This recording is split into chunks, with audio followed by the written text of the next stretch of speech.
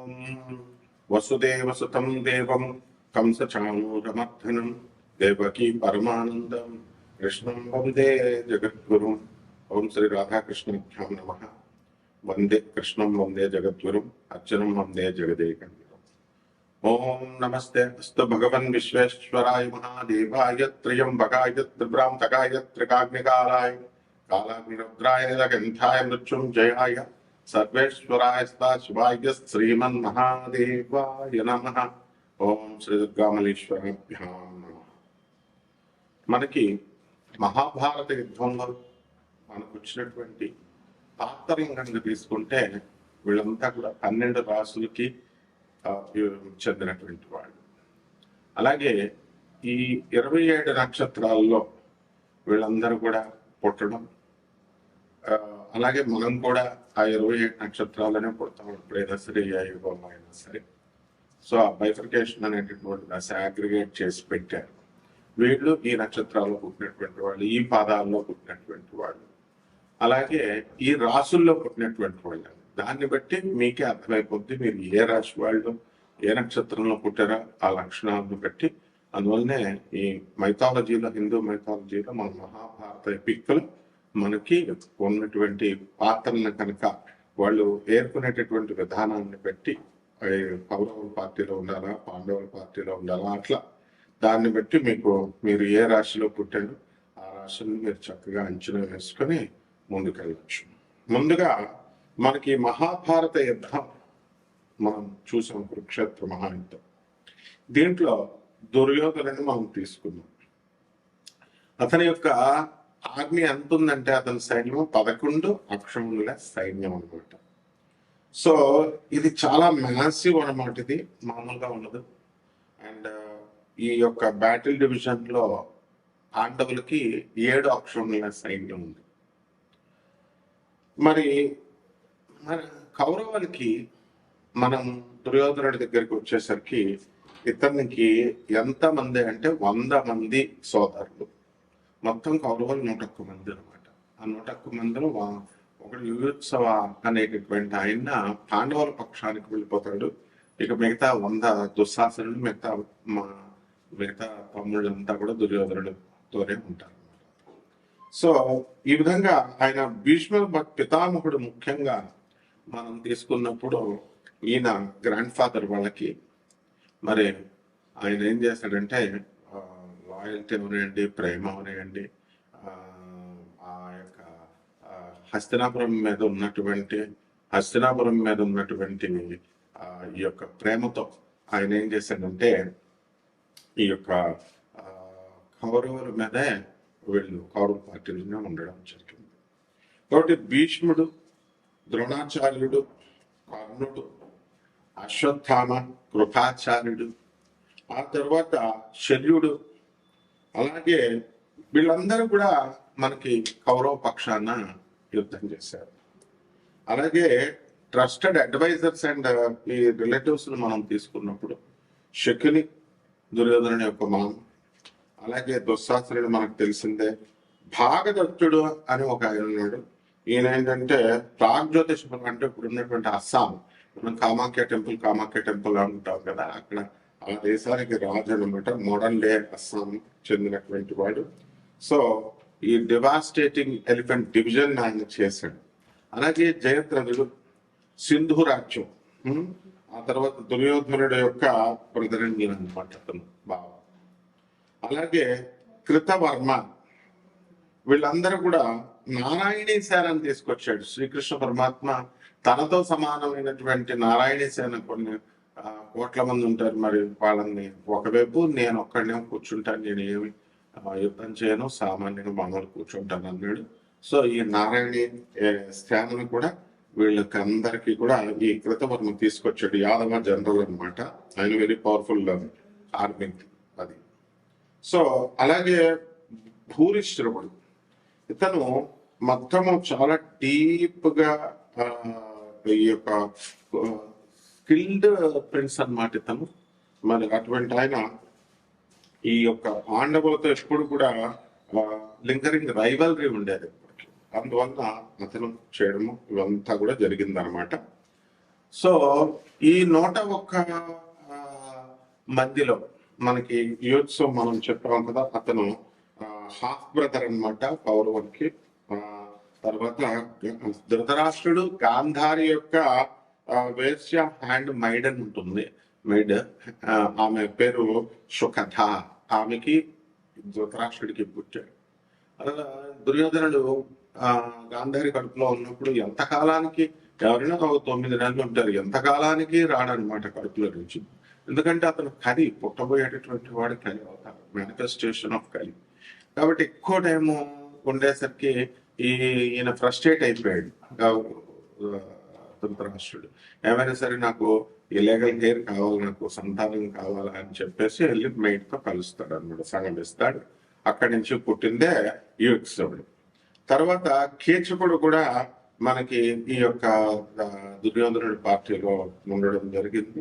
ఆ విధంగా గాంధారి, ధృతరాష్ట్రుడు, వీళ్ళందరూ విదురుడు మనకి బయలాజికల్ సన్ అనమాట వ్యాస మహర్షికి. తర్వాత అంబిక అనేటటువంటి క్వీన్ కి ఆమె maiden, head maiden to the queen Ambika. ఆమె పేరేంటి, పరిశ్రమ. అంటే దాసికి వ్యాసుల వారికి పుట్టినటువంటి వాడు ఈ యొక్క విదురుడు అనమాట. ఆయన తర్వాత వీళ్ళంతా కూడా ఇవి పాత్రలు. లేకపోతే మనకి వచ్చేసరికి పాండవుల్లో మనకు తెలుసు అభిమన్యుడు. కాబట్టి ఉప పాండవులు ఉన్నారు మనకి, ద్రౌపది పుట్టినటువంటి వాళ్ళు. అండ్ ఈ అత్యంత దురదృష్టవంతురాలైనటువంటి గాంధారి ఏంటంటే కెటాస్ట్రోఫిక్ లాస్ జరిగింది ఆమెకి. 100 మంది కుమారులు మరణించడం అన్నమాట. అలాగే అర్జునుడు, అభిమన్యుడు, పాండవులు, యుధిష్ఠరుడు, తర్వాత ధర్మరాజు మనకు తెలిసిందే, యుధిష్ఠరుడు అంటామైంది, భీముడు, నకులుడు, తర్వాత సహదేవుడు, అర్జునుడు. వీళ్ళంతా కూడా పాండవులు.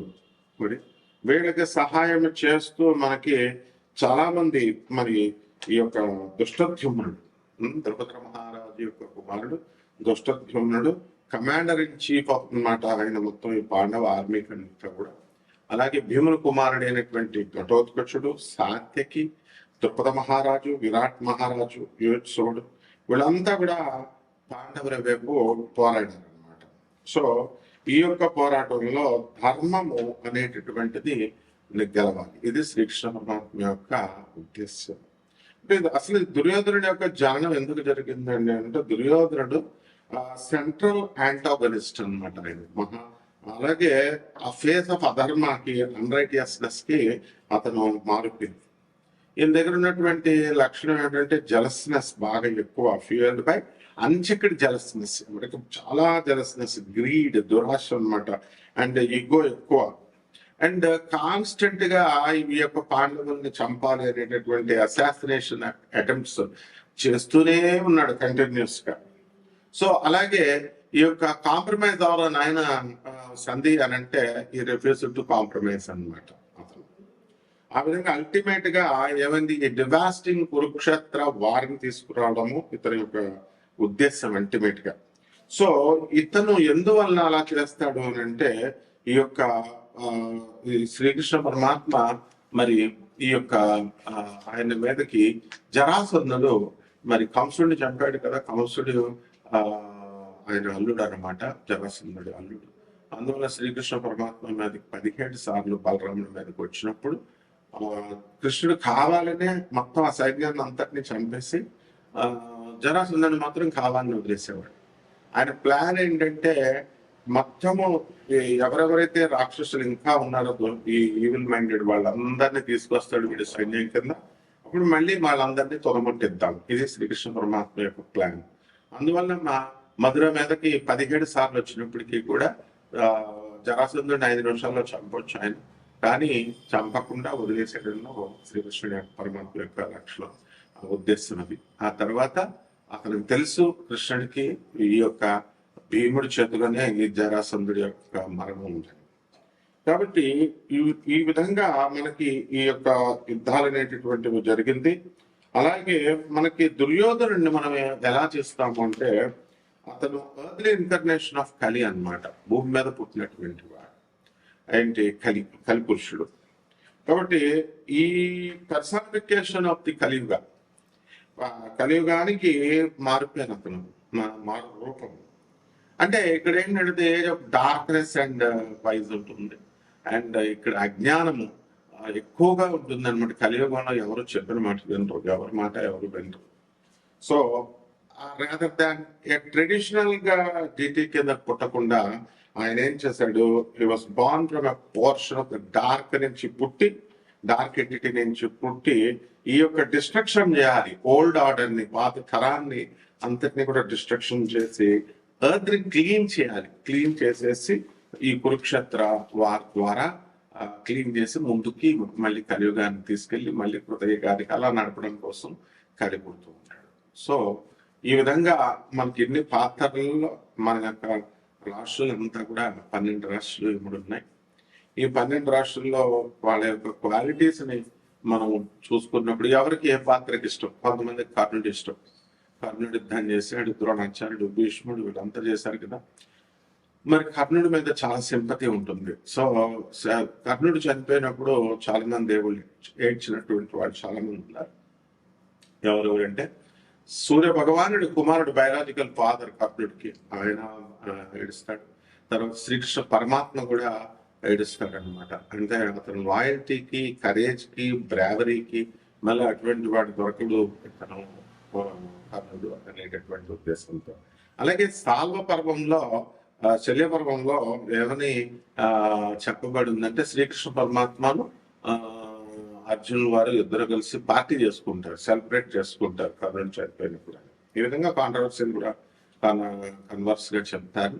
అయితే ఈ రకంగా మనకి ఈ పాత్రలను బట్టి ద్వాదశ రాశుల వారికి అందరికీ కూడా మనకి ఇప్పుడు మనం ఈ మీ పాత్రలు దేనికి రిలేట్ అయినాయో చూసుకొని మనం ఈ ద్వాదశ రాశుల వారికి కూడా ఇప్పుడు రాశి ఫలాలు ఏ విధంగా ఉన్నాయో చూద్దాం.